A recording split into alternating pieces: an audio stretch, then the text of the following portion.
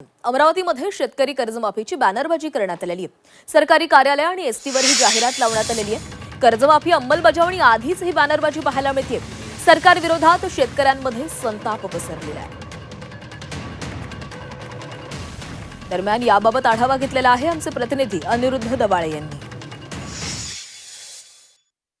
राज्य सरकारने पुण्यश्लोक अहिल्याबाई होळकर यांच्या नावाने जी आहे ती शेतकरी कर्जमाफी योजना लागू केलेली आहे। मात्र अद्यापर्यंत शेतकऱ्याच्या खात्यात जे आहे ते पैसे पोहोचलेले नाही। मात्र त्याच्यापूर्वीच सरकारने जी आहे ती बॅनरबाजी जी आहे ते सुरू केलेली आहे।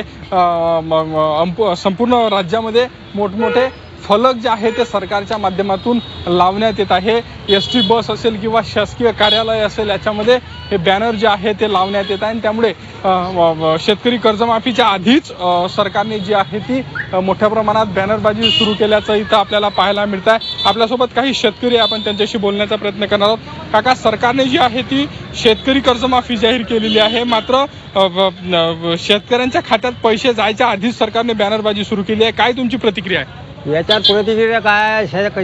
आपल्या शेतकऱ्यासाठी सरकारचे जे खोटेपणा आहे हे सारे उघडकीस येऊन राहिलं। शेतकऱ्यासाठी जे काय करायचं आहे ते करायच्या अगोदर त्याच्या आलेच पहिले मोठेपणा करून टाकते सरकारची बॅनरबाजी, लोकायला काहीतरी भूलबाज देणं, त्याच्यात गोष्टी काही पडलं नाही। शेतकऱ्याचं डायरेक्ट तुम्हाला कर्ज माफ करायचं आहे, सरळ सरळ त्याच्या खात्याची मग त्याच्यात जमा करा, तेव्हा आम्ही तुमचं आलं समजू बाबा शेतकऱ्यासाठी सरकार किती स्तब्ध आहे म्हणून।